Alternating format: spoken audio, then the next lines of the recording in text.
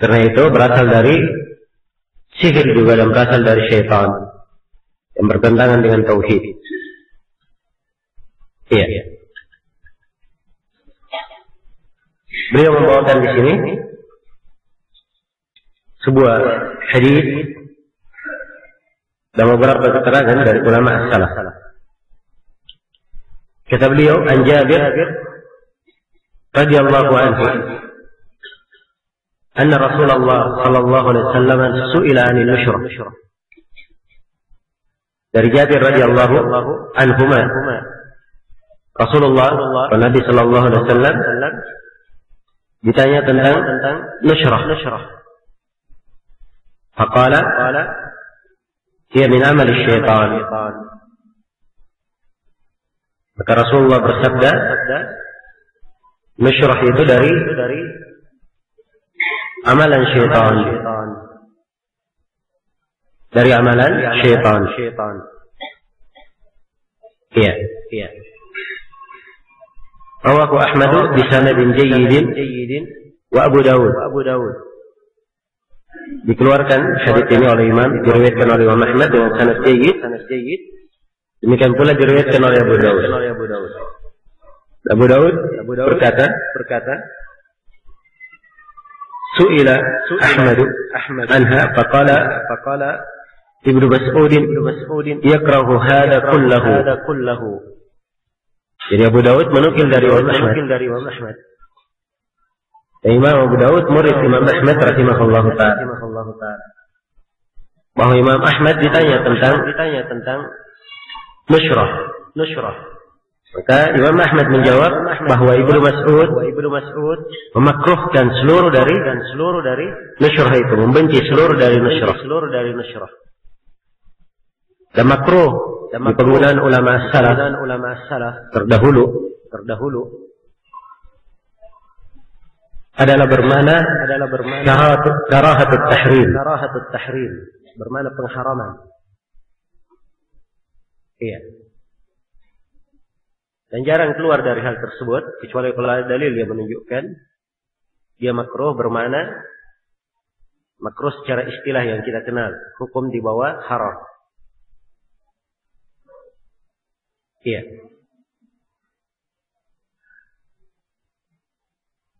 Dan seperti biasa Imam Ahmad beliau berdalilkan dengan ucapan sahabat. Sebab beliau menganggap ucapan sahabat itu hujjah, dalil. Dan ini juga sudah berlalu, beliau menyebutkan di pembahasan membunuh tukang sihir ada 3 riwayat dari sahabat. Jadi pakai hujjah oleh Imam Ahmad. Iya. Jadi Ibnu Mas'ud membenci nushrah ini yang disebut di dalam hadis dari amalan syaitan. Iya, maka di dalam hadis terdapat penjelasan bahwa dari nushrah itu ada yang merupakan amalan syaitan. Nah, akan datang nanti ada nushrah, melepas sihir dengan cara yang syar'i, dengan ruqyah, membaca Al-Quran, dan semisal dengannya, itu tidak ada masalah, akan diterangkan. Namun yang disebut di sini nushrah dari amalan syaitan. Jadi nushrah yang dari amalan syaitan, kalau dia melepas sihir itu dengan cara menggunakan para syaitan juga, atau menggunakan sihir yang semisal dengannya. Iya. Maka inilah nushrah yang dilarang.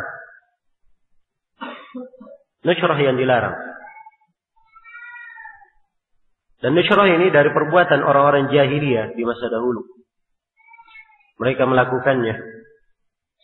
Jadi kalau ada orang yang kena sihir, didatangkan juga kepada tukang sihir untuk melepaskan sihir itu. Jadi sihir dilepas dengan sihir, dilepas dengan bantuan syaitan. Ini yang ditegaskan di dalam hadis bahwa itu dari amalan syaitan, dan ini yang dilarang oleh Ibnu Mas'ud radhiyallahu taala anhu. Maka di dalam hadis ini terdapat penegasan larangan dari nushrah yang dilakukan oleh orang-orang jahiliyah dengan bentuk melepas sihir dengan sihir atau menggunakan syaitan. Sebab nusyrah yang seperti ini dianggap sihir. Dan dimaklumi penjelasan yang sudah berlalu di 2 bab sebelumnya bahwa sihir itu adalah kekufuran.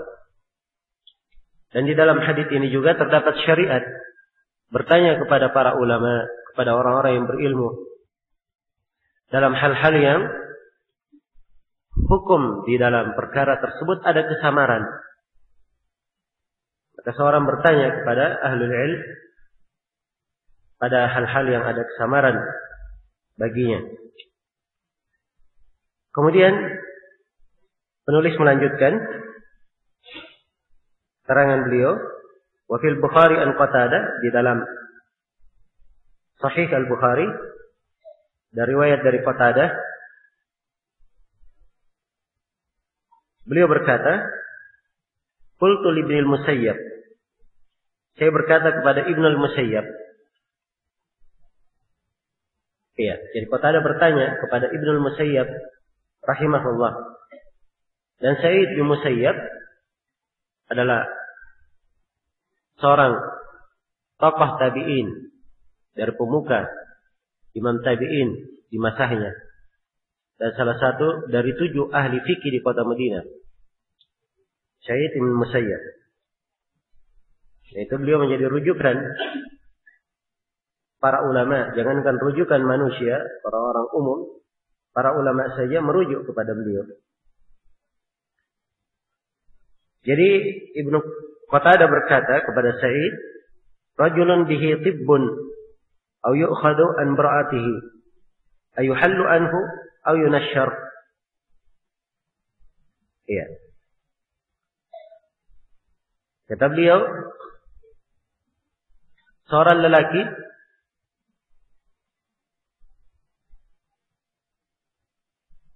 terkena tibbun. Tib di sini artinya sihir. Iya. Terkena sihir.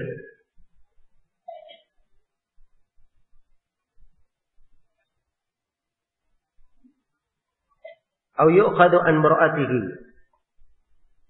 Atau ia disihir, diguna-gunai sehingga tidak bisa mendekati istrinya.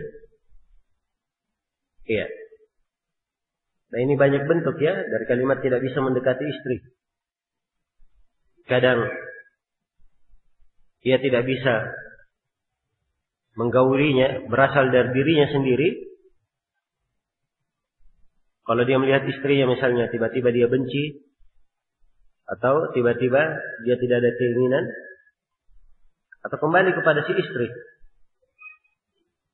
Iya. Ini bentuk dari sihir. Jadi kalau terjadi seperti ini, ada orang yang tersihir atau ia diguna-gunai sehingga tidak dapat menggauli istrinya, maka Qatadah bertanya, apakah boleh dihilangkan? Iya, dilepas sihir tersebut? Apakah boleh dilakukan nusyrah? Maka Sa'id bin Musayyab menjawab, la ba'sa bihi. Tidak apa-apa dengan itu. Innama yuriduna bihil islah. Amma ma yanfa' fala yunha an. Kata beliau, tidak ada masalah dengannya. Ya. Tidak mengapa dengan hal tersebut, karena mereka hanya menginginkan kebaikan, menginginkan perbaikan.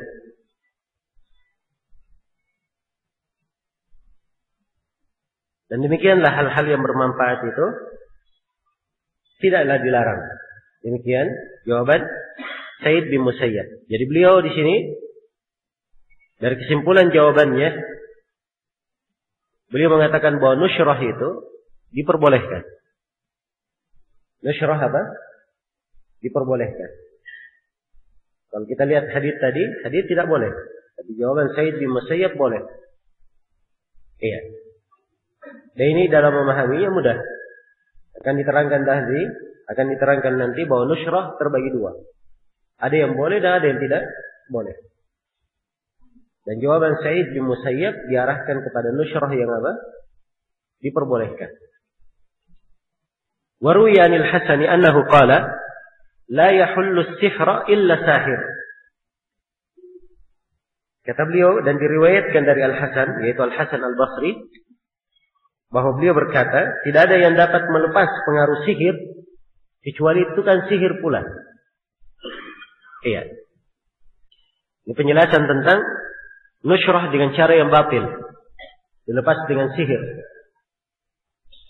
Jadi kalau dia lepas dengan mengobati dengan sihir, berhubungan dengan para syaitan, tidak ada yang mampu melakukan hal tersebut kecuali tukang sihir juga. Kecuali tukang sihir juga. Iya. Baik. Jadi ini hadis ucapan Sa'id bin Musayyab dan fatwa dari Al-Hasan Al-Basri. Kemudian penulis rahimahullahu taala menutupnya, menyimpulkan pembahasan itu semua dengan ucapan Ibnul Qayyim. Kata beliau rahimahullah, qala Ibnul Qayyim, berkata Ibnul Qayyim. Ya. Dan ucapan Ibnul Qayyim ini adalah kesimpulannya, ya lagi tambahan di belakang ucapan Ibnul Qayyim. Qala Ibnul Qayyim an-nushrah hallu as-sihri 'anil mashhuri. Nushrah itu adalah menghilangkan pengaruh sihir dari orang yang terkena sihir. Wa hiya naw'an, dan nushrah dua macam, ada dua bentuk. Iya, pertama halun bisihrin mithlihi, menghilangkan sihir itu dengan suatu sihir yang semisal dengannya. Iya. Ini yang pertama ya, jadi sihir dihilangkan dengan sihir yang semisal dengannya. Nah, yang seperti ini kata beliau, wa huwa alladhi min amali syaitan wa alayhi yuhmalu qaulul Hasan. Iya. Fayataqarrabu an-nashir wal muntashir ila syaitan bima yuhibbu fayubtilu amalahu 'anil mashhur. Jenis inilah, nusyrah jenis inilah yang merupakan amalan syaitan, tergolong dari perbuatan syaitan. Iya. Kepada jenis inilah ucapan Al-Hasan Al-Basri diarahkan. Kalau beliau berkata tidak ada yang bisa melepas sihir kecuali tukang sihir. Iya. Karena an-nashir, orang yang melakukan nusyrah, wal muntashir, dan orang yang dilakukan nusyrah kepadanya, yang ingin diangkat sihir itu darinya. Iya. Dia mendekatkan dirinya kepada syaitan. Bima yuhibbu, hal yang dicintai, yang disukai oleh syaitan, agar supaya syaitan membatalkan sihirnya. Ya, membatalkan amalannya dari orang yang tersihir tersebut. Baik, jadi ini globalnya pembahasan tentang nusyrah yang diharamkan. Dia mengobatinya dengan sihir yang semisal dengannya. Jadi mungkin saja syaitan yang melakukan sihir tersebut, ya, diberikan kepadanya imbalan hal yang disukai dari sajian, dari ibadah, dari perkara yang dia minta, sehingga dia batalkan amalannya. Atau dia datangkan dengan sihir yang lain yang bisa mengalahkan sihir yang pertama. Nah, ini semuanya dari amalan syaitan. Karena itu apa yang terjadi di masyarakat? Oh, kadang ada seorang yang sakit, kemudian terkena sihir, dia bawa ke dukun, ya, dan ternyata sembuh. Maka ini ada dua kemungkinan. Mungkin orang yang disembuhkan ini jinnya sama dengan jin yang dimiliki oleh siapa? Dukun tersebut. Ya. Mungkin dari anggota si dukun itu, atau mungkin ada ikatan kerja dengan dukun yang lainnya. Ya. Sehingga gampang diatur. Jelas ya? Kalau misalnya dukun yang pertama yang menimpakan sihir sudah dibayar mahal, tidak boleh membatalkan sihirnya, maka yang kedua juga membayar dukun yang lain agar supaya menghabiskan sihir yang pertama. Ya. Jadi semuanya berputar pada pekerjaan syaitan. Ya. Dan ini semuanya adalah kekufuran, sebagaimana yang telah berlalu. Nah, ini nusyrah yang diharamkan. Nusyrah yang kedua, wasani an-nusyratu bir-ruqyah wat-ta'awudat wal-adwiyah wad-da'awat al-mubahah, fa hadza jaiz. Yang kedua adalah nusyrah menggunakan ruqyah. Iya. Menggunakan ruqyah. Dia membaca dengan ayat-ayat Al-Qur'an, hadis-hadis Rasulullah pada orang yang disihir. Iya. Dan ini tentunya obat yang paling baik. Sebab Al-Quranul Karim adalah penyembuh segala penyakit. Penyembuh segala penyakit. Demikian pula nusyrah dengan ta'awudat. Dia membaca doa-doa perlindungan. Iya. Apakah yang berasal dari ayat Al-Quran maupun berasal dari hadis. Dan ta'awudat itu banyak. Doa perlindungan itu banyak. Wal adwiyah. Ternusyrah dia menggunakan obat-obatan. Ya, sebab sihir itu punya pengaruh yang hakiki pada tubuh. Iya. Seorang disihir misalnya, dia menjadi lumpuh, maka dibawa ke dokter, diobati penyakitnya. Diberi obat bisa sembuh. Sebab dia punya pengaruh pada badan. Iya. Dan punya pengaruh pada hati. Demikian pula diobati dengan apa? Doa-doa yang mubah. Nah, nusyrah yang seperti ini, kata Ibnul Qayyim, hadza jaiz, ini boleh. Dan di atas nusyrah yang kedua inilah kita arahkan makna dari ucapan siapa? Ucapan siapa yang berlalu? Ucapan Sa'id bin Musayyab. Sa'id bin Musayyab yang membolehkan nusyrah diarahkan kepada hal ini. Baik. Jadi ini kesimpulan dari penulis, tidak lagi tambahannya. Hukum yang berkaitan dengan apa? Berkaitan dengan nusyrah. Selesai sudah bab yang ke-26. Kemudian bab yang ke-27. Kata beliau rahimahullah, bab ma jaa fit tatayyur.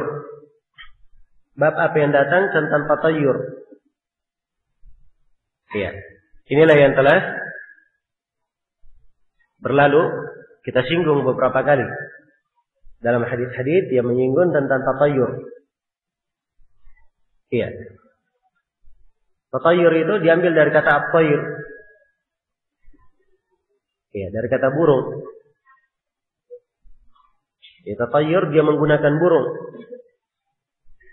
di dalam menentukan kesialan atau keberuntungannya. Kesialan atau keberuntungannya. Iya. Itu makna dari sisi bahasa.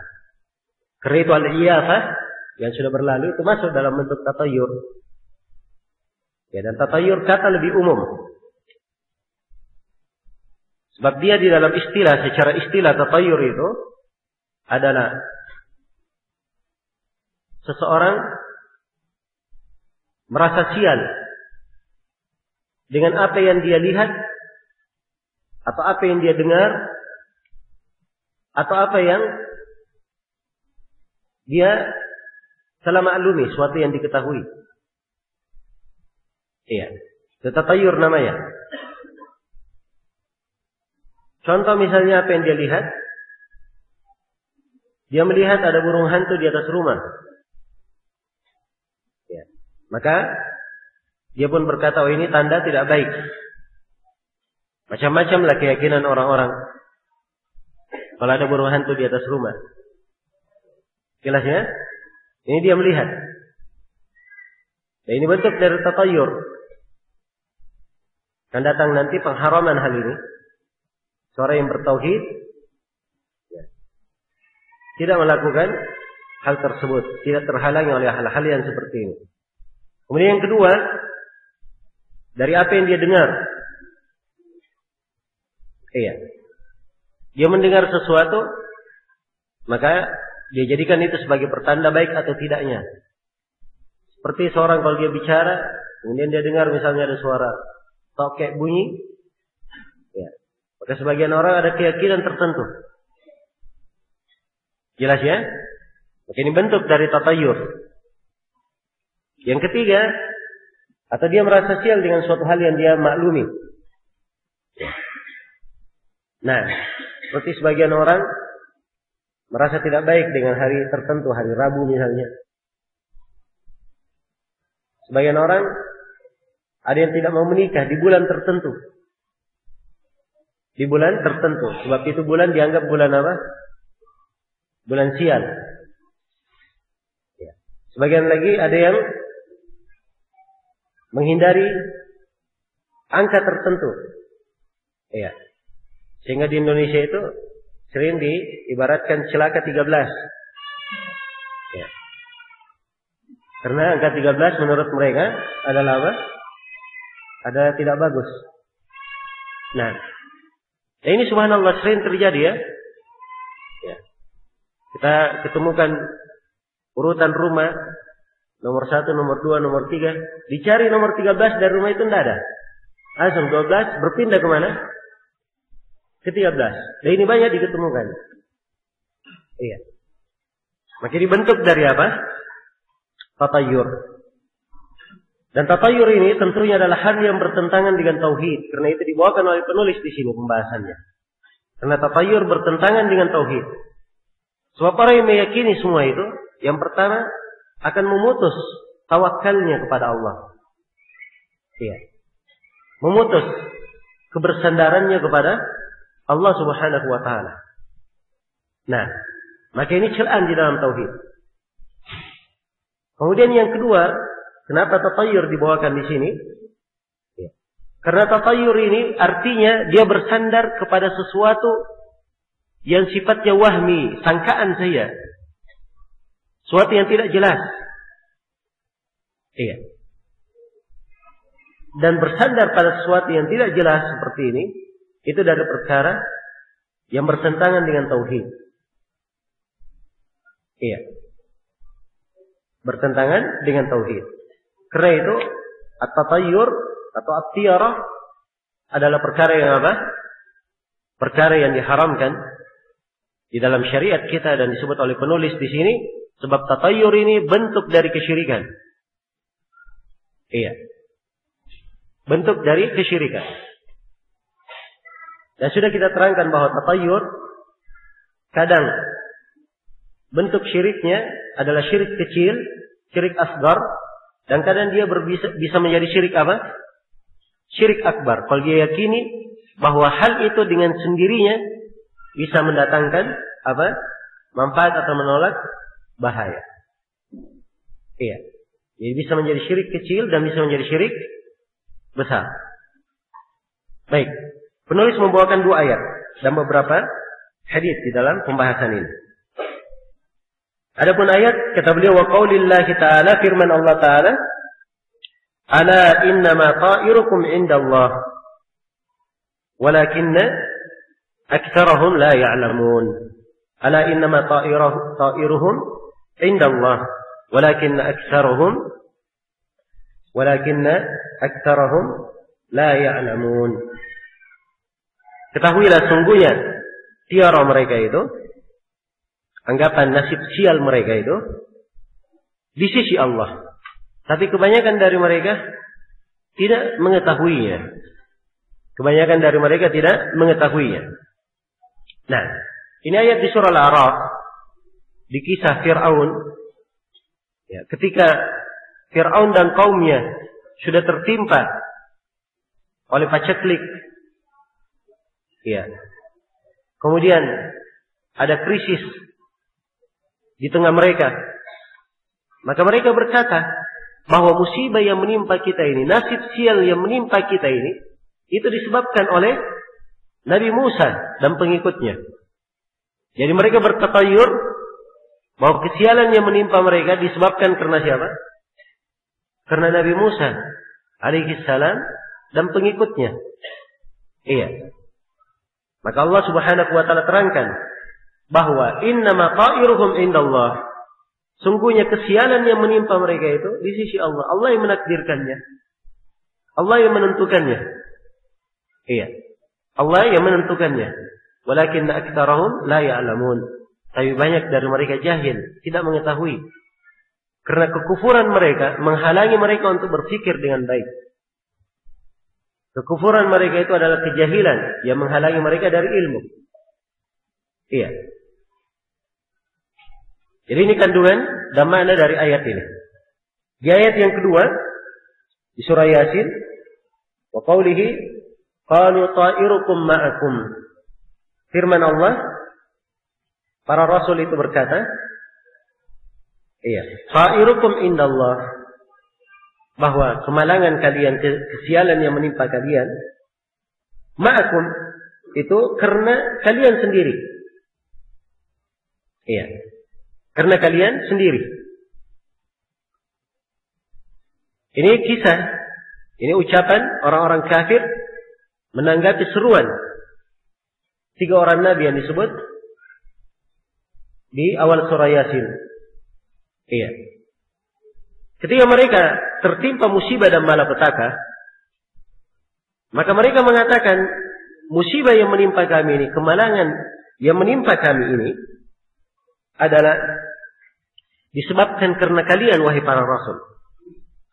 Maka Allah Subhanahu wa taala terangkan bahwa kemalangan yang menimpa mereka itu oleh sebab perbuatan mereka sendiri.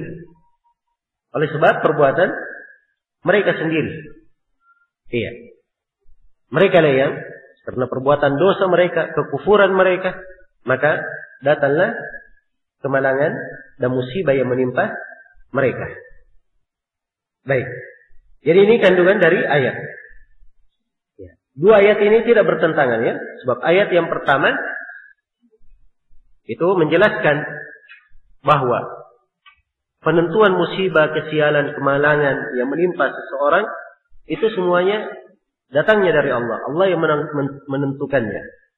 Dan ayat yang kedua menjelaskan bahwa seseorang ketika mendapatkan musibah, kemalangan, kesialan itu disebabkan karena apa? Perbuatan dirinya sendiri. Iya. Allah yang menurunkannya, tapi mereka mendapatkan hal tersebut ada sebabnya, yaitu karena perbuatan mereka sendiri. Iya. Maka ini penting untuk diperhatikan. Sebab kadang perbuatan seseorang, iya, dia menuai kejelekan di belakangnya karena perbuatannya itu sendiri. Allah berfirman, "Dhahara al-fasadu fil barri wal bahri bima kasabat aydin nas." Tampak kerusakan di daratan dan di lautan disebabkan oleh perbuatan tangan-tangan manusia. Ya, karena adanya dosa, maka turunlah musibah itu. Turunlah musibah tersebut. Iya. Dan nikmat kadang diangkat karena dosa yang terjadi. Sebagaimana firman Allah Subhanahu wa taala, "Walau anna ahlal qura amanu wattaqau, lafatahna 'alaihim barakatin minas sama'i wal ard, walakin kadzabu fa akhadnahum bima kanu yaksibun." Andai kata penduduk negeri beriman dan bertakwa, kami akan bukakan untuk mereka berkah-berkah dari langit dan bumi. Iya. Ini kalau mereka beriman dan bertakwa. Tapi kebalikannya mereka mendustakan. Maka Allah berfirman, kami pun menyiksa mereka karena perbuatan mereka sendiri. Iya. Jadi perbuatan itu yang bermaksiat dan berdosa, ada bentuk bid'ah dan kekufuran di dalamnya, ini mendatangkan bala dan petaka untuk seorang hamba. Baik. Maka diambil dari 2 ayat ini penjelasan bahwa tatayyur itu ada. Ya. Telah ada di masa sebelumnya, jauh hari sebelumnya sudah ada. Sebelum masa Nabi sallallahu alaihi wasallam sudah ada. Sebelum masa orang-orang Arab sudah ada tatayyur itu. Sebab Fir'aun sudah melakukan apa? Tatayyur. Demikian pula, iya, kaum Alu Yasin itu, mereka juga sudah melakukan tatayyur. Baik, kalau begitu, tatayyur ini sudah ada sebelumnya, ya, dan perkara yang dimaklumi. Maka diambil dari 2 ayat penjelasan bahwa tatayur dari perbuatan kaum musyrikin dan amalan orang-orang jahiliyah. Iya.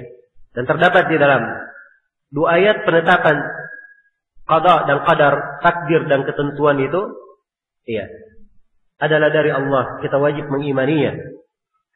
Dan terdapat juga dari 2 ayat bahwa musibah yang menimpa itu disebabkan karena maksiat dan karena dosa-dosa yang dilakukan. Dan ayat yang pertama, celaan terhadap orang-orang yang jahil. Karena kejahilan ini akan membinasakan orang tersebut, sehingga membuat dia tidak bisa mengenal kesyirikan, ya, tidak mengenal jalan-jalan yang mengarah kepada kesyirikan, dan akhirnya ia pun jatuh di dalam kesyirikan tersebut. Jatuh di dalam kesyirikan tersebut. Iya.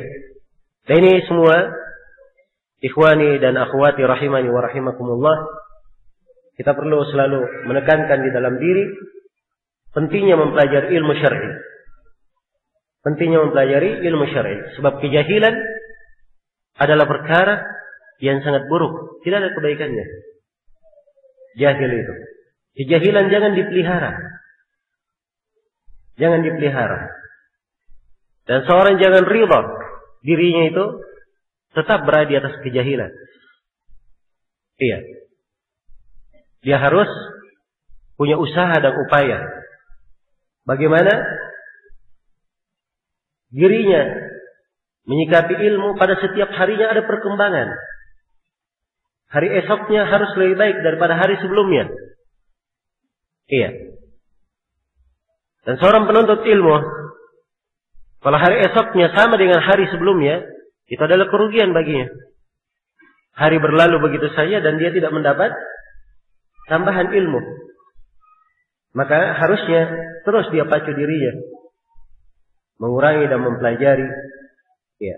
Apabila seorang masuk mempelajari sebuah buku, dia banyak mengulanginya.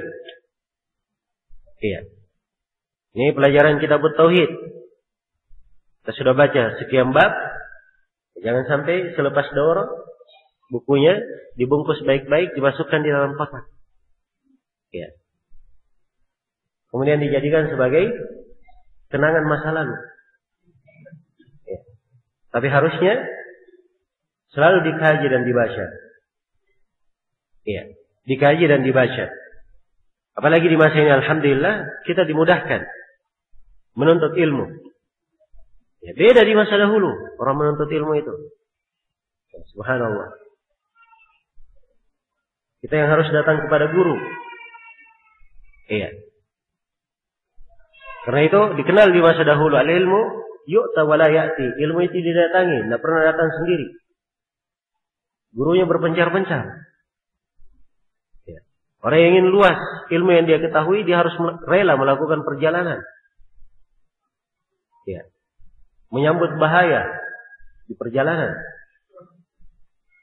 Berbagai penderitaan. Beda ya dengan di masa ini. Seorang yang kemanapun mudah. Bisa dalam waktu beberapa saat saja dia sudah sampai, Masya Allah.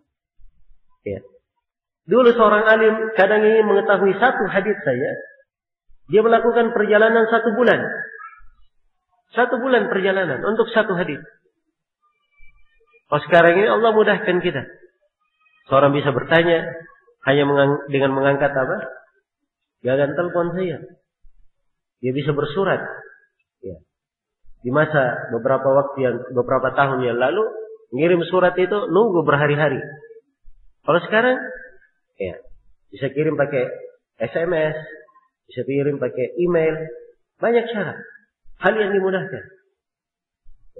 Kalau begitu, kalau ada kekurangan seorang dalam masalah ilmu di hari ini, itu artinya dia sendiri yang tidak mensyukuri nikmat. Dia sendiri yang tidak mensyukuri nikmat. Sebab fasilitas sangat banyak. Ya. Tapi umumnya orang-orang yang banyak fasilitasnya lebih banyak malasnya. Umumnya seperti itu. Karena itu di masa dahulu ya kurang fasilitas, tapi rajinnya lebih banyak para ulama. Dan ilmunya lebih berberkah. Ilmunya lebih berberkah. Sehingga ilmu itu menjadi mulia. Nah, Jadi sekali lagi, di dalam ayat yang pertama terdapat celaan akan kejahilan. Kemudian di ayat yang kedua terdapat wajibnya seseorang itu menerima nasihat. Kalau dinasihati dia terima. Iya. Karena menolak nasihat itu ciri orang-orang kafir. Sebagaimana orang-orang yang disebut di surah Yasin ini, mereka setelah mendapatkan nasihat dari para rasulnya, kemudian mereka mendapatkan musibah, justru mereka merasa mendapat kesialan disebabkan oleh para rasul. Menolak nasihat. Dan ini sifat orang-orang kafir. Iya. Dan dua ayat menegaskan bahwa apa yang dibawa oleh para rasul semuanya adalah kebaikan.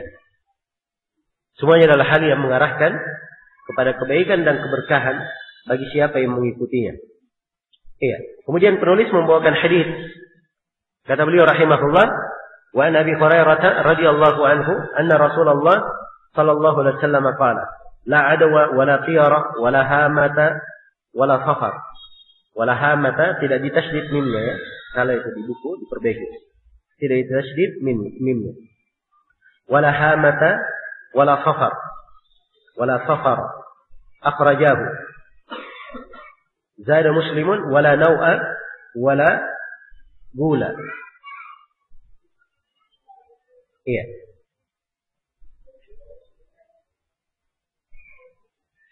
Baik. Ini hadits Abu Hurairah. Rasulullah sallallahu alaihi wasallam, Abu Hurairah berkata bahwa Rasulullah sallallahu alaihi wasallam bersabda, tidak ada adwa, tidak ada penularan. Adwa artinya apa? Penularan. Wala tiyara, dan tidak ada yang disebut tiyara itu. Iya. Kita terangkan satu persatu. Adwa artinya penularan. Tidak ada penularan. Apa maksudnya tidak ada penularan? Iya. Maksudnya tidak ada penularan, yaitu penularan yang berjalan dengan sendiri.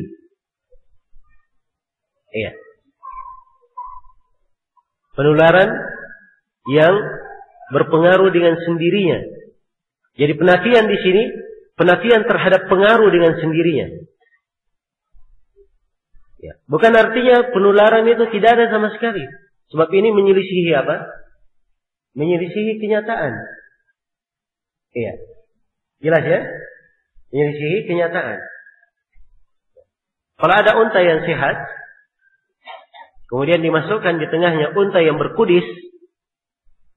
Ya. Unta-unta yang sehat ini sebagiannya terjangkiti penyakit kudis juga. Jelas ya? Baik.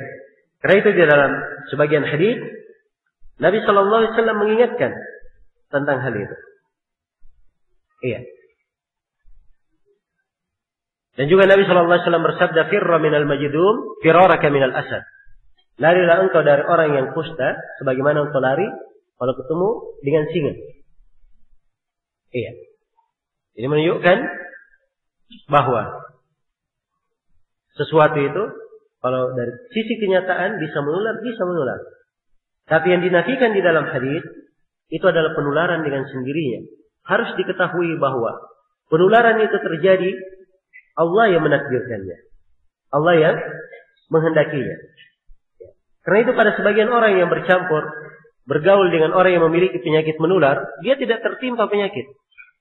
Karena memang Allah Subhanahu wa taala yang menghendakinya. Iya. Dan Nabi sallallahu alaihi wasallam pernah menjelaskannya di dalam sebuah hadis tentang unta yang sehat. Ya, dimasukkan di tengah mereka unta yang apa?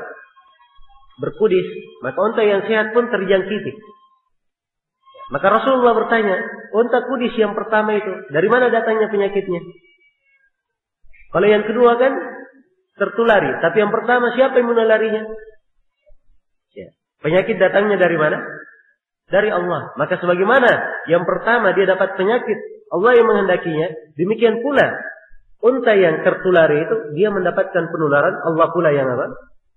Menghendakinya. Iya. Baik. Jadi ini makna dari hadis. Walaupun ada pendapat-pendapat yang lainnya di kalangan para ulama tentang makna hadis ini. Tapi ini yang tegaskan oleh sejumlah dari ulama kita. Baik. Jadilah adwa, tidak ada penularan. Maksudnya tidak ada penularan itu berpengaruh dengan sendirinya. Iya. Wala tiyarah, dan tidak ada tiyarah. Tiyarah ini sama dengan tatayur. Ya. Adalah tatayur. Baik. Di dalam hadis ini dinafikan tidak ada tiyarah itu. Tidak ada yang disebut namanya apa? Kesialan. Iya. Yang sudah kita terangkan. Baik. Apakah kesialan memakai burung? Tidak harus ya, kalau burung, tiara itu kan dari kata burung. Tidak harus pakai burung. Ya. Kadang dia pakai nama, kadang dia pakai lafaz, kadang tempat, orang, benda, atau apapun. Yang jelas, dia merasa sial dengan hal tersebut. Ini tidak ada tiara. Kalau seorang tertimpa sesuatu, Allah yang menghendakinya. Wala hamata. Berikutnya, dan tidak ada hama. Iya.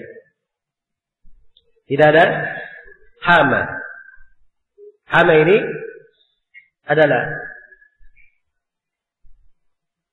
sejenis burung atau burung hantu. Iya. Burung hantu yang orang-orang Arab berkeyakinan padanya. Iya. Jadi kalau sudah ada di atas sebuah rumah, iya, ada keyakinannya bahwa akan ada yang meninggal.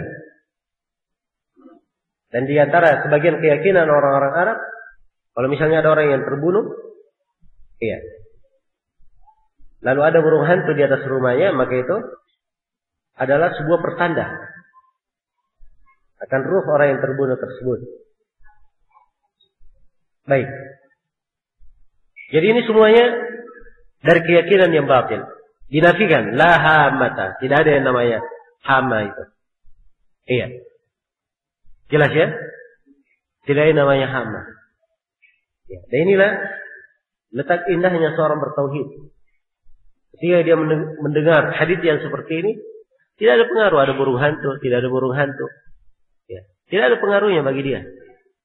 Jelas ya? Tidak ada pengaruhnya. Ya. Beda dengan orang yang tidak mengenal tauhid, terbiasa dengan kesyirikan. Hal tersebut membuat dia takut. Ya. Dan orang yang jatuh dalam kesyirikan itu orang yang paling tidak bahagia hidupnya, penuh dengan ketakutan. Penuh dengan apa? Ketakutan. Iya. Dan akan datang nanti ya di pembahasan khauf. Sebagian orang kadang seperti yang dikisahkan oleh sebagian masyaikh, ya, ada orang yang berjalan di dari sebuah kota ke kota yang lainnya di Mesir. Ya. Kemudian ada seorang peminta-minta. Jadi dia berjalan menggunakan taksi dengan jasa taksi. Maka datanglah seorang peminta-minta di lampu merah. Meminta kepada penumpang ini, berikan saya duit. Minta. Penumpang berkata, tidak, saya tidak mau beri. Dia bersumpah dengan nama Al-Badawi, beri saya duit. Ya. Maka kata penumpang ini, kamu bersumpah lagi dengan selain nama Allah. Ya. Demi Allah, saya tidak akan beri kepada kamu. Tidak diberi. Jalan taksinya. Ya. Penumpangnya tidak ada masalah, tapi yang menjadi masalah adalah sopirnya. Dia merasa sangat takut sekali. Ya. Ditanya oleh si penumpang, kenapa kamu takut? Katanya tadi orang itu bersumpah dengan nama Badawi, kamu tidak kasih. Wah, kita khawatir. Apa? Dapat musibah di jalan. Ya. Perhatikan ya. Ketakutan apa? Ahlus syirk. Ya. Maka orang yang bertauhid ini, penumpang ini berkata, jalan saja. Ya. Jalan. Berjalan, alhamdulillah sampai ke tempat dia dituju. dan tidak ada suatu kejadian pun yang terjadi. Kata si penumpang, sudah saya bilang kan, alhamdulillah tidak ada masalah. Itu tidak ada pengaruhnya. Ya. Apa kata sopir? Ya memang Sayyid Badawi itu orangnya pemurah. Ya. Dia adalah orangnya apa? Pemurah. Lihat ya bagaimana syirikan itu kalau sudah masuk di dalam hati, memberi pengaruh sedemikian rupa ya, kepada seorang. Karena itu bersyukurlah kepada Allah, orang yang mengenal tauhid.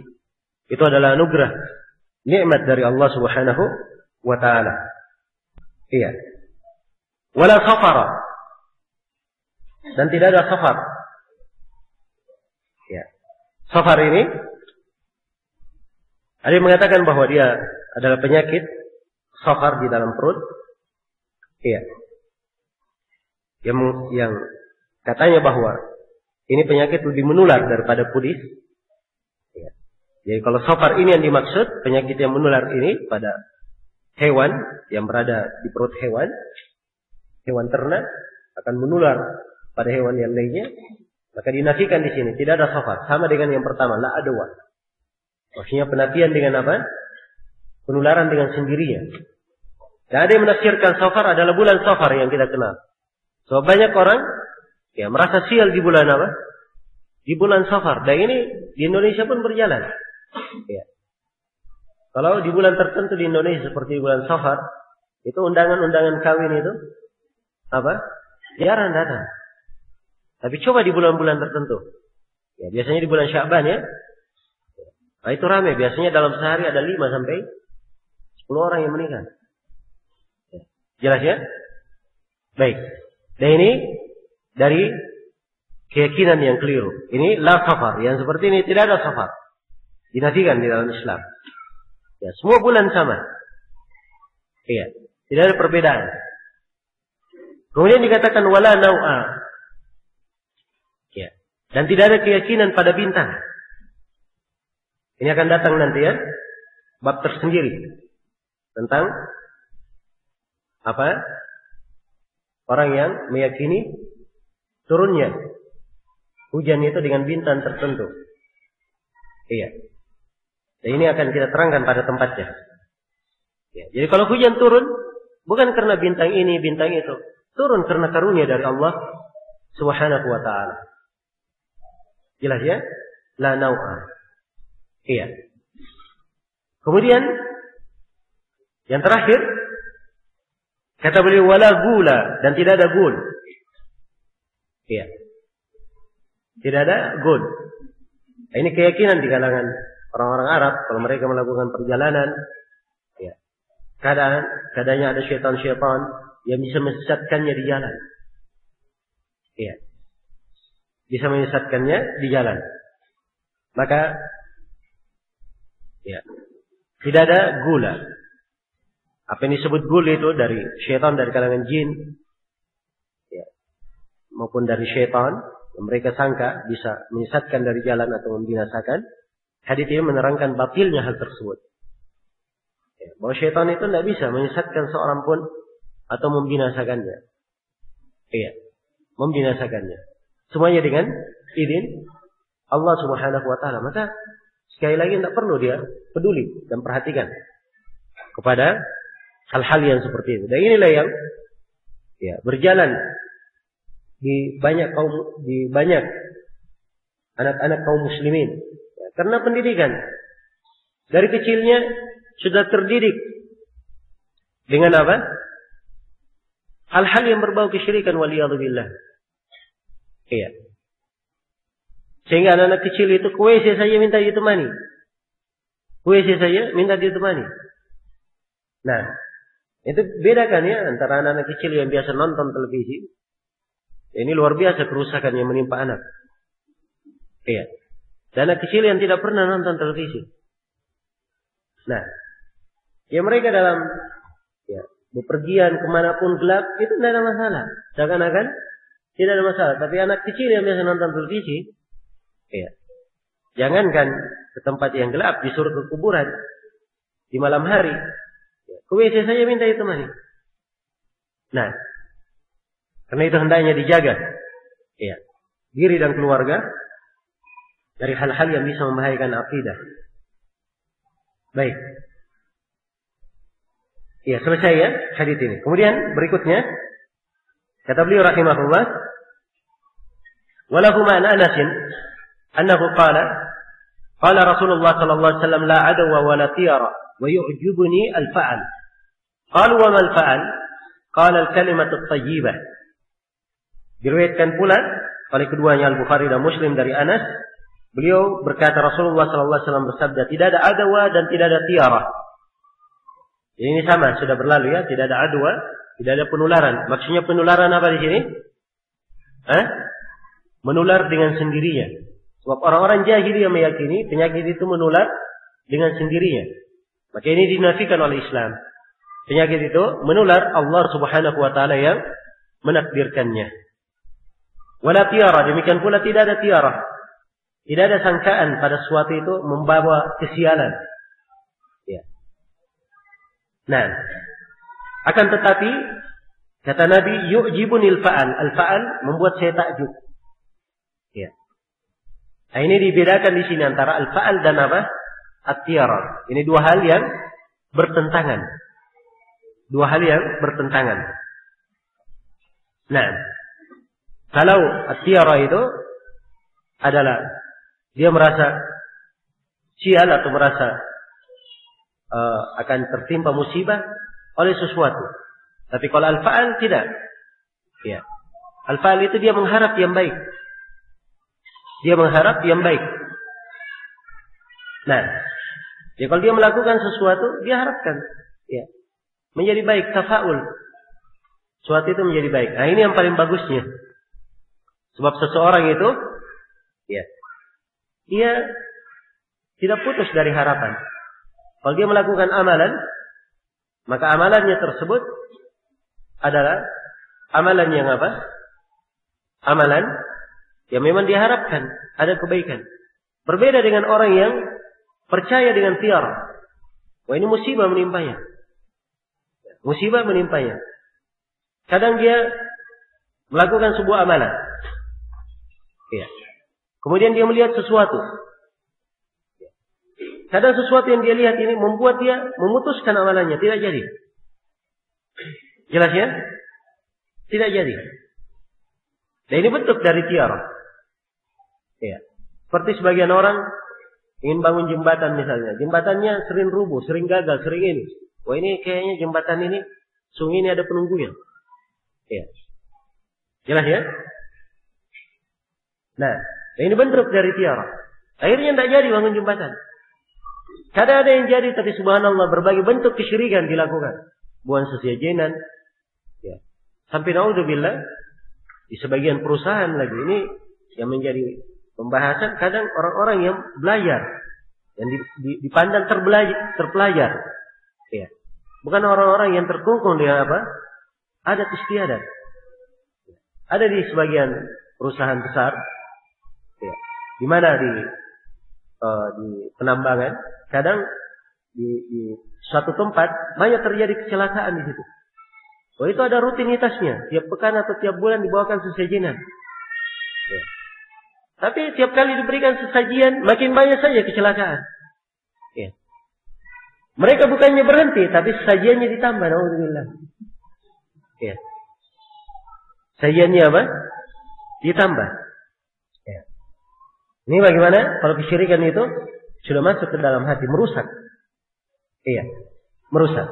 Beda dengan al-fa'al. Al-fa'al itu seorang berharap yang baik. Berharap yang baik.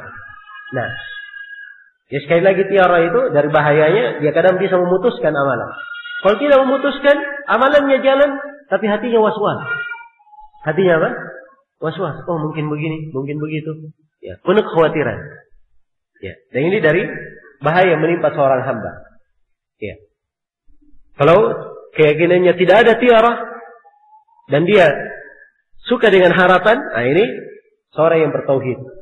Karena itu para sahabat bertanya, qalu wa mal fa'al? Apakah al-fa'al itu? Kata Nabi, al-kalimat at-tayyibah, yaitu kalimat yang baik. Kalimat yang baik pada segala sesuatu. Dia melakukan pekerjaan, insyaallah, ya. Kita harapkan pekerjaan ini berhasil. Insyaallah jalan. Kalimat yang baik yang terdengar. Bukan kalimat yang apa? Mengandung sifat atau mengandung perasaan pesimis. Dia akan mendapatkan sesuatu yang dia akan cari tersebut.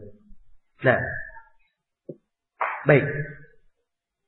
Kemudian di dalam hadits berikutnya, maka di dalam hadits ini ditegaskan tentang tercelanya adwa dan tiarah, ya sebagaimana telah disebut di dalam hadits sebelumnya, ya. Dan hadits ini dan hadits sebelumnya penegasan bahwa siapa yang ingin menjaga tauhidnya, membersihkannya dari kesyirikan, dia harus memutus keyakinan dari seluruh apa yang dinafikan di dalam hadits-hadits ini. Dan di dalam hadits yang terakhir yang kita baca terdapat penjelasan bahwa al-fa'al adalah hal yang disyariatkan karena terdapat di dalamnya husnul dzan, baik sangka kepada Allah Subhanahu wa taala. Nah, baik sangka kepada Allah Subhanahu wa taala.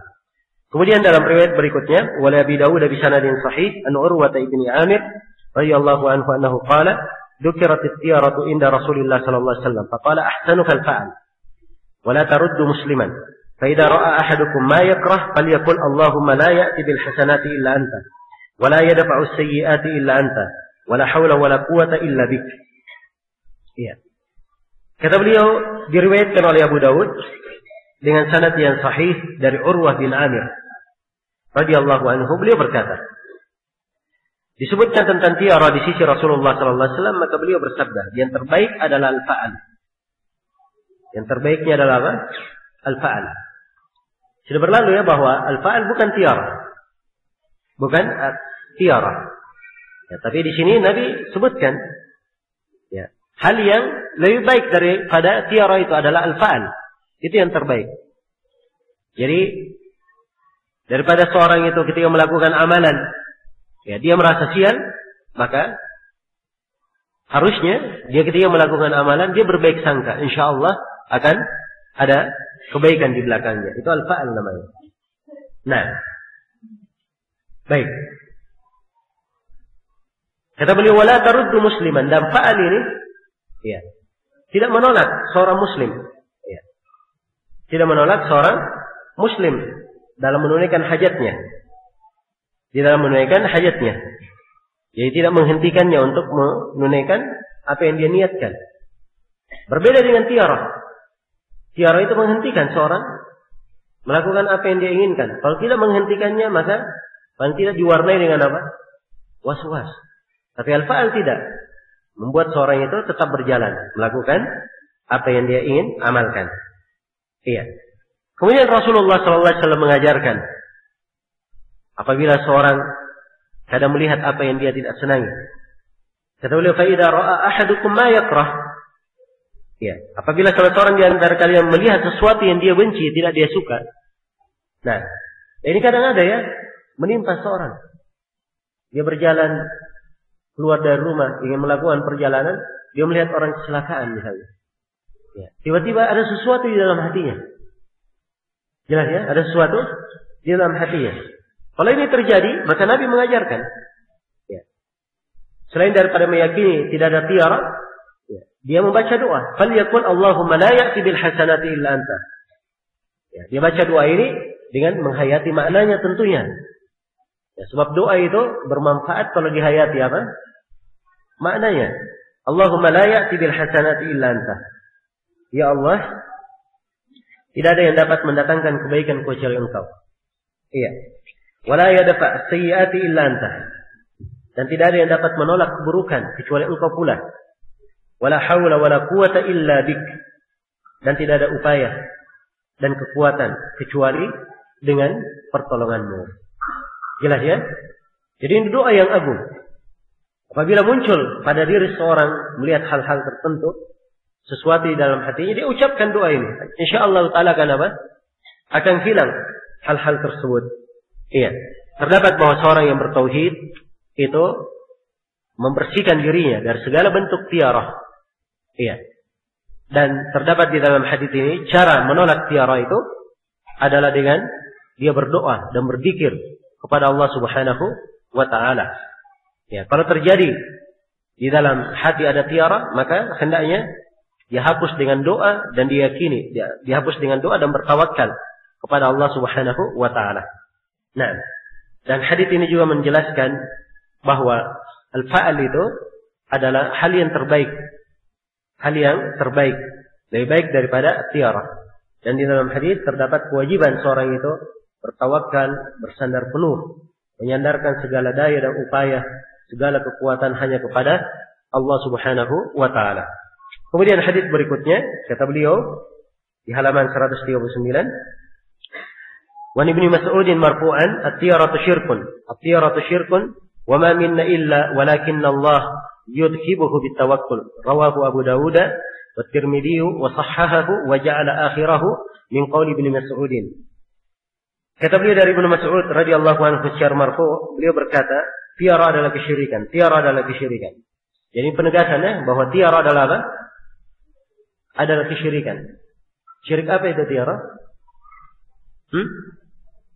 Syirik akbar atau syirik asgar? Hah? Saya ulangi, syirik akbar atau syirik asgar? Siapa yang menjawab syirik asgar? Angkat tangannya. Hah? Iya. Yang menjawab syirik akbar? Angkat tangannya. Ya. Kan sudah kita katakan bahwa hukumnya apa?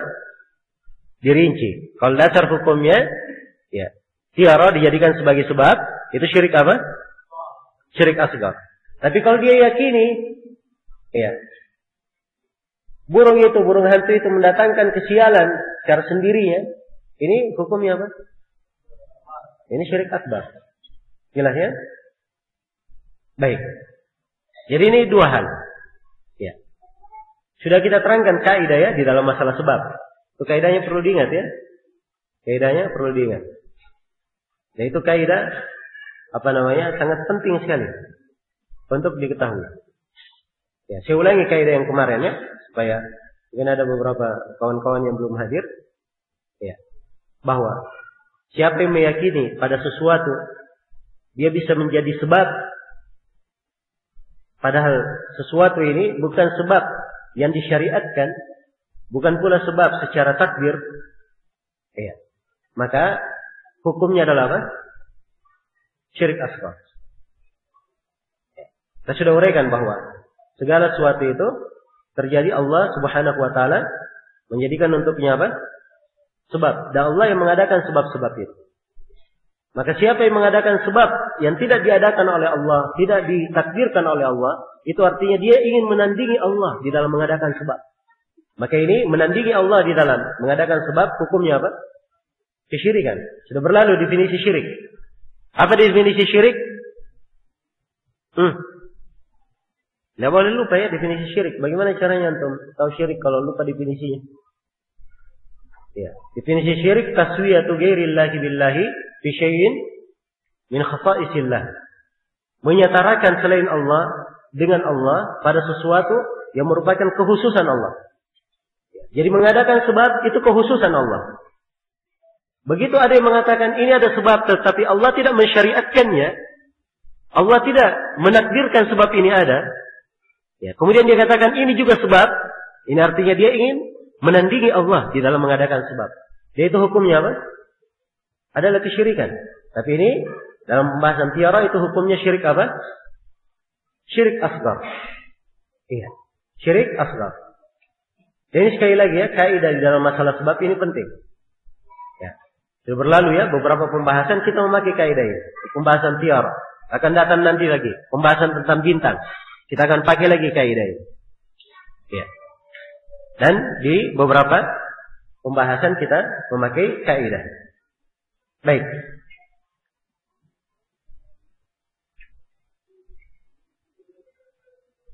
Kata beliau, tiara syirk. Tiara syirk. Jadi tiara itu adalah kesyirikan. Ya.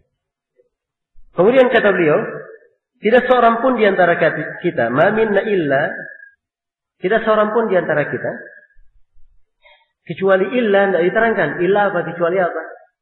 Ya. Kecuali mungkin dia jatuh di dalam apa? Hal tersebut. Atau mungkin ada sesuatu yang melekat di hatinya.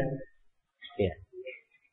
Nah, ini menunjukkan bahwa tiara itu, ya, kadang seorang menganggap sesuatu itu bisa mendatangkan kesialan, memberikan pengaruh di hatinya, itu perkara yang kadang terhitung wajar pada seseorang. Ya. Sering seorang itu kadang, ada di perasaan hatinya begini. Tapi Rasulullah ajarkan, ya, walakinnallaha yudhibuhu bittawakkul. Allah akan hilangkan hal tersebut dengan seorang itu bertawakal. Ya. Dia keluar rumah misalnya, kemudian dia lihat ada orang yang tertimpa musibah, kecelakaan. Ya. Ada sesuatu di dalam hatinya, perasaan tidak enak. Jangan dia kata, perasaan saya tidak enak, kalau gitu saya pulang saja. Ini bentuk dari apa? Bentuk dari tiara. Ya. Tapi harusnya dia jalan saja. Dan itu dihilangkan dengan apa? Tawakal kepada Allah Subhanahu wa taala. Iya. Allah yang menakdirkan segala sesuatu. Kalau pulang pun, kalau Allah menakdirkan kena musibah walaupun di atas tempat tidurnya. Jelas ya? Nah, karena itu harus dihilangkan dengan apa? Dengan tawakal kepada Allah Subhanahu wa taala. Baik, ini hadis diriwayatkan oleh Abu Daud, At-Tirmidzi, dan disahihkan oleh beliau, dan di akhirnya dijadikan dari ucapan Ibnu Mas'ud. Iya. Maka terdapat di dalam hadis ini penegasan bahwa tiara dari kesyirikan. Dan terdapat di dalam hadis disyariatkannya seorang itu menegaskan sesuatu 2 kali atau 3 kali supaya lebih mudah dihafal, mudah dipahami. Iya. Dan terdapat bahwa obat untuk menghilangkan tiara adalah apa? Bertawakal kepada Allah Subhanahu wa taala, menyandarkan segala urusan kepada Allah, dan tidak peduli terhadap hal-hal yang dianggap sebagai tiara itu. Kemudian dalam hadis berikutnya kata beliau, wali Ahmad min hadits Ibnu Amr, dan dalam riwayat Ahmad dari hadits Ibnu Amr, beliau berkata, man raddat tiara an hajatihi faqad asyrak. Ya, Nabi bersabda, barang siapa yang menghentikan hajatnya karena tiara, dia telah berbuat kesyirikan. Jelas ya? Ya, kalau bisa dia ingin melakukan sesuatu, dia lihat atau dia dengar perkara yang jelek, atau dia keluar, ini tanggal 13, ya, hari sial, dia pulang, ya, misalnya. Maka ini dia telah berbuat kesyirikan, sebab dia sudah jatuh di dalam apa? Tiara. Sudah jatuh dalam tiara. Kemudian qalu ya Rasulullah, ma kafaratu dzalik? Ya, para sahabat bertanya, ya Rasulullah, apa kafarahnya kalau terjadi seperti itu? Maka Rasulullah mengajarkan, qala an taqul Allahumma la khaira illa khairuk wa la khaira illa khairuk wa la ilaha ghairuk. Yaitu engkau membaca doa, Allahumma la khaira illa khairuk, ya Allah, tidak ada kebaikan kecuali kebaikan dari engkau, dan tidak ada kesialan kecuali kesialan dari engkau, dan tidak ada ilah yang berhak diibadahi kecuali engkau. Nah, ini yang paling indah. Seorang menyandarkan segala sesuatu kepada Allah dan memurnikan ketergantungannya kepada Allah dengan menyatakan tidak ada yang berhak diibadahi kecuali engkau. Iya. Baik. Maka terdapat di dalam hadis ini penegasan juga bahwa tiara itu adalah kesyirikan. Iya. Tiara itu adalah kesyirikan. Dan ini hadis menjelaskan bagaimana hakikat dari tiara itu. Ya, tiara itu kalau terjadi dia tertahan dari hajatnya, tidak bisa dia lakukan.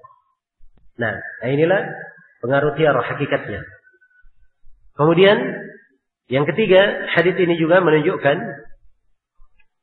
bahwa seorang yang bertauhid itu tidak berpengaruh dengan bentuk tiara yang dia lihat. Iya. Dan hadis ini menegaskan pentingnya seorang itu menjaga dzikir-dzikir, menghafal dzikir-dzikir yang seperti ini. Jadi yang seperti ini kalau misalnya dia muncul sebuah perkara yang tidak enak di hatinya atau dia melihat sesuatu, dia baca doa ini. Allahumma la khaira illa khairuk, wa la tayra illa tayruk, wa la ilaha ghairuk. Tadi dia baca doa sebelumnya. Allahumma la ya'ti bil hasanati illa anta, wa la yadfa' as-sayyi'ati illa anta, wa la hawla wa la quwwata illa bik. Maka ini akan apa? Iya, menguatkan hatinya, menghilangkan tiara tersebut. Dan terdapat bahwa seorang yang bertauhid itu harus berbekal dengan doa-doa. Harus punya bekal-bekal. Ya. Sebab bekal dengan doa ini itu membentenginya. Ya, begitu ada sesuatu dia mengucapkan doa. Ya. Langsung mengikat hatinya dengan apa? Allah Subhanahu wa taala. Iya. Maka dari sini sangat erat sekali hubungan doa itu dengan tauhid. Sangat erat sekali hubungan doa dengan apa? Dengan tauhid. Baik. Kemudian yang terakhir, hadis yang terakhir, walahu min hadits al-Fadl Ibnu Abbas, innama at-tayru ma amdaka aw raddaka. Diriwayatkan pula oleh Imam Ahmad dari Al-Fadl bin Abbas, beliau berkata, sungguhnya tiara itu adalah sesuatu yang menjadikan engkau meneruskan atau membatalkan keperluanmu. Iya. Kalau dia misalnya melihat hal yang baik, oh ini hari yang baik, jalan. Dia keluar melihat hal yang jelek, oh ini hari yang jelek, dia kembali. Nah, itu yang disebut tiara. Itu hakikatnya. Baik.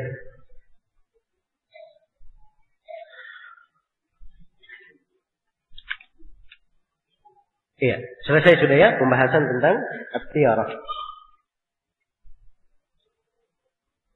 Kemudian di pembahasan berikutnya, kata penulis rahimahullah dalam bab yang ke-28, bab maja'a fit tanjim. Bab apa yang datang tentang ilmu nujum. Ilmu astrologi. Iya. Di dalam bab ini penulis rahimahullah akan merinci dan menjelaskan hukum-hukum seputar ilmu nujum. Iya. Dan kaitan pembahasan ini dengan tauhid sangat jelas sekali. Ya.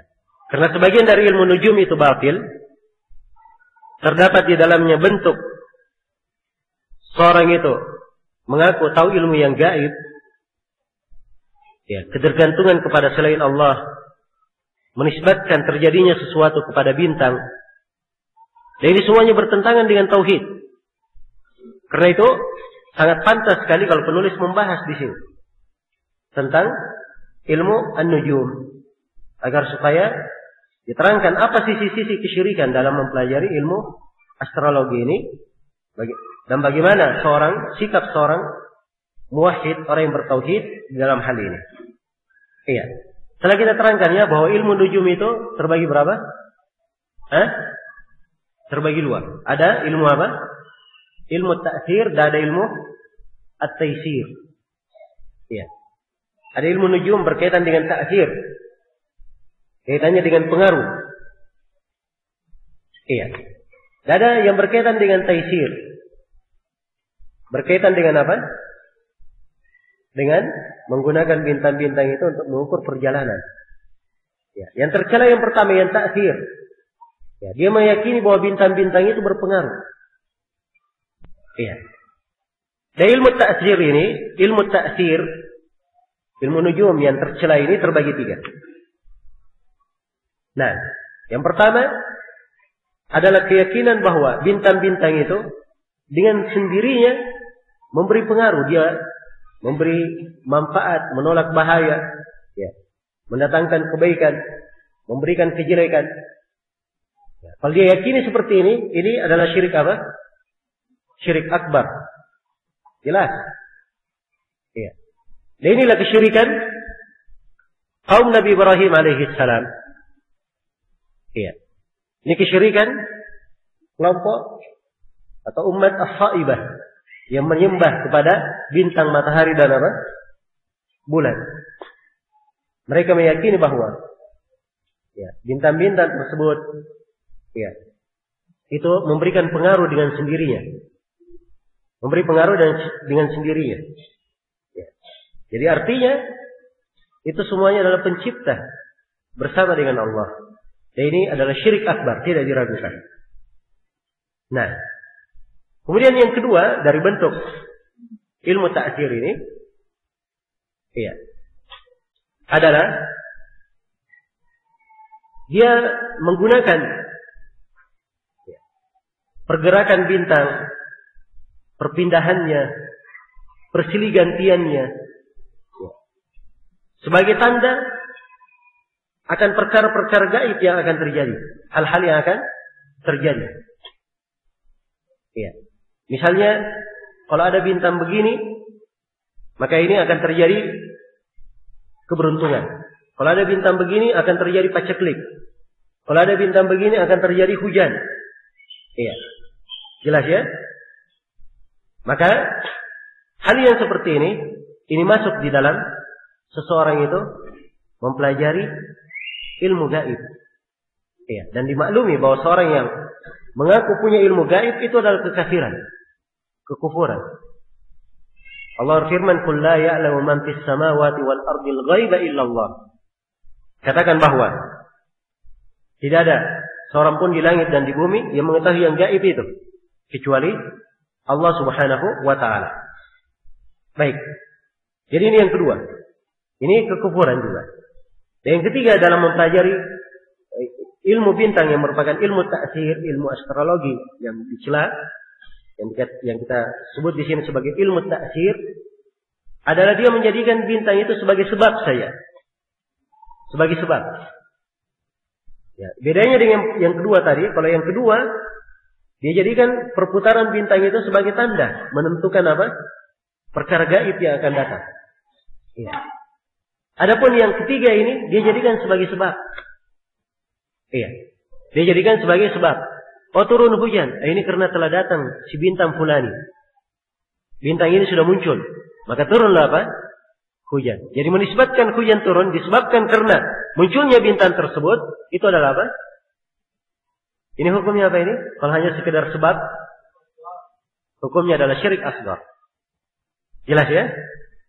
Jadi tampak dari sini bahwa ilmu nujum itu bertingkat-tingkat. Kadang dia bisa membatalkan tauhid dan kadang bisa apa? Menghilangkan kesempurnaan tauhid. Iya. Ini ilmu nujum yang tercela, yang kita sebut sebagai ilmu ta'sir. Adapun ilmu at-taysir, ya, yang dipakai untuk perjalanan, ini adalah hal yang diperbolehkan. Hal yang diperbolehkan.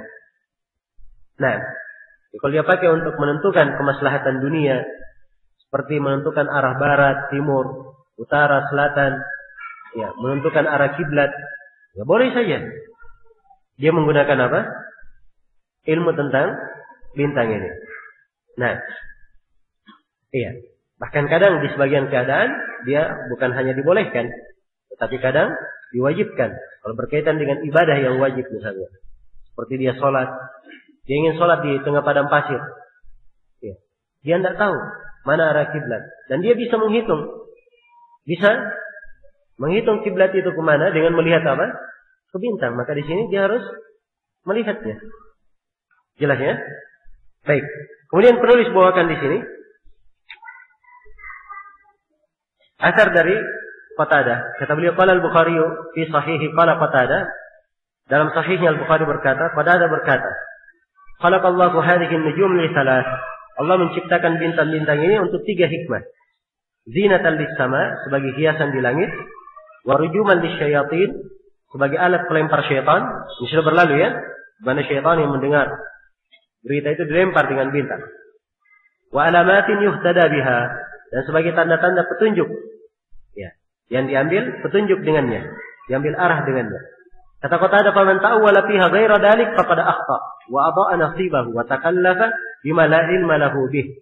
Oleh karena itu, siapa yang berpendapat selain daripada 3 hal tersebut dalam masalah ini, sungguh dia telah salah dan telah melantarkan bagiannya serta membebani dirinya dengan hal yang dia tidak memiliki ilmu tentangnya.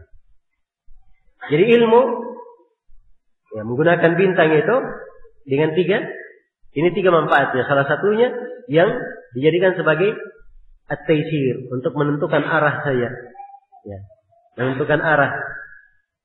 Baik.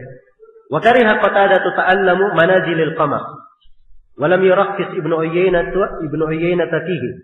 Dzakarahu harbun anhuma. Ya.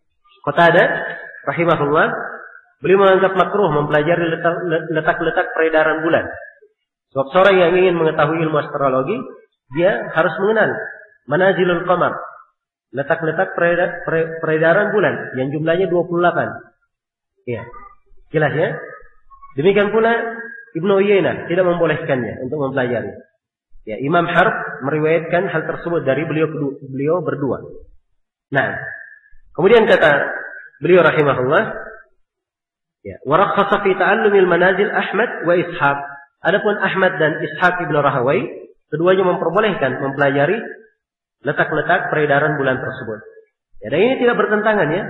Sebab yang pertama, Qatadah dan Ibnu Uyainah melarang, itu larangannya sifatnya kalau memang ya tidak dipakai untuk mempelajari apa? At-taysir, tentang bagaimana cara berjalan. Ya, untuk mengetahui arah. Karena itu makruh mempelajarinya. Tapi kalau dipelajari untuk mengetahui taysir, berjalan, mengetahui arah, itu tidak ada masalah.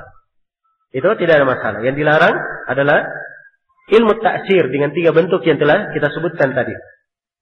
Kemudian terakhir kata beliau di sini riwayat Nabi Musa radhiyallahu anhu qala Rasulullah sallallahu alaihi wasallam thalathatun la yadkhuluna al-jannah mudminul khamar wa qati'ur rahim wa musaddiqun bis-sihr rawahu Ahmad wa Ibn Hibban fi sahih. Dari Abu Musa radhiyallahu anhu beliau berkata Rasulullah sallallahu alaihi wasallam bersabda, 3 golongan yang tidak dimasukkan ke dalam surga. Ya. Tidak dimasukkan ke dalam surga. Ini menunjukkan bahwa 3 golongan ini adalah orang yang apa? Orang yang sangat besar dosanya.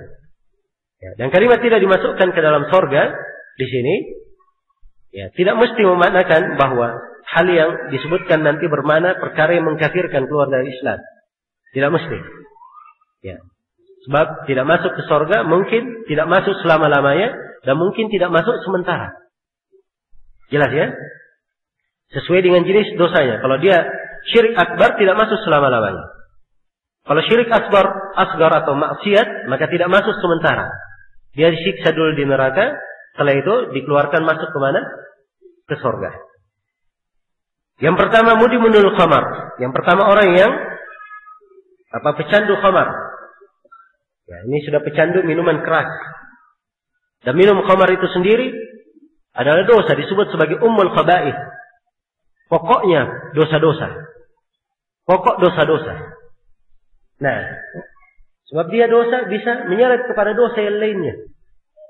Karena itu disebut ummul khaba'ith. Ya, disebutkan ya bahwa ada seorang yang minum khamar, dia mabuk. Sudah berdosa minum khamar. Dalam keadaan mabuk, waliyadzubillah, dia berzina dengan ibunya. Ya, dia merkosa ibunya. Ya, dalam keadaan mabuk, dia sadar. Begitu dia sadar, maka dia seakan-akan ada perasaan begitu bahwa dia melakukan sesuatu pada ibunya. Dia tanya pada ibunya, apa yang dia lakukan pada saat dia mabuk. Akhirnya ibunya beritahu. Begitu dia tahu, dia merasa dirinya bersalah sekali. Akhirnya dia membunuh dirinya. Ya, sudah jatuh dalam berapa dosa? Dalam 3 dosa. Ya, karena itu minum khamar adalah pokok apa? Pokok dosa-dosa waliyadzubillah. Nah, kemudian yang kedua, qati'ur rahim, orang yang memutus silaturahmiyah. Ya, ini termasuk dosa besar juga. Kemudian yang ketiga, wa musaddiqun bis-sihr, orang yang mempercayai sihir. Dan ini sisi pendalilan penulis di sini. Ya, sebab ilmu nujum kalau dia percayai, itu artinya dia mempercayai sihir. Itu artinya dia mempercayai sihir. Baik.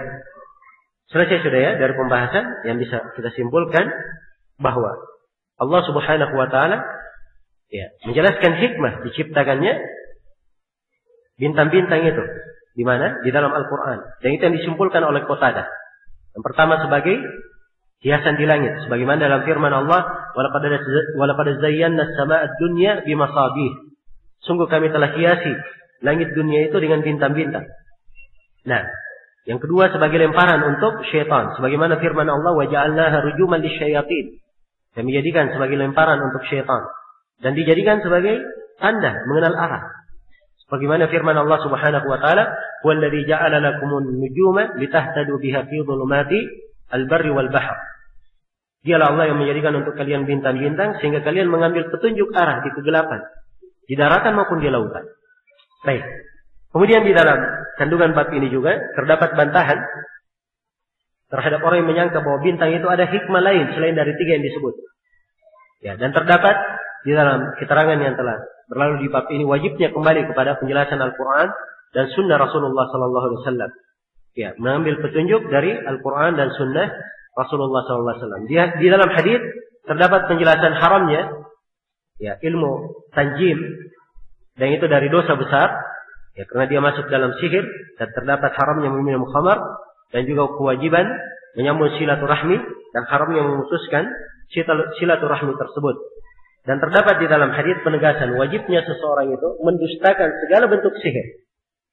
Ya, kalau dia mempercayai sihir dosa, maka kewajibannya dia harus mendustakan segala bentuk apa? Bentuk sihir. Ya, wallahu taala alam. Baik, cukup dulu sampai sini. Insyaallah taala kita sambung nanti setelah salat maghrib. Subhanakallahumma bihamdik, asyhadu an la ilaha illa anta, astaghfiruka wa atubu ilaik. Walhamdulillahirabbil alamin.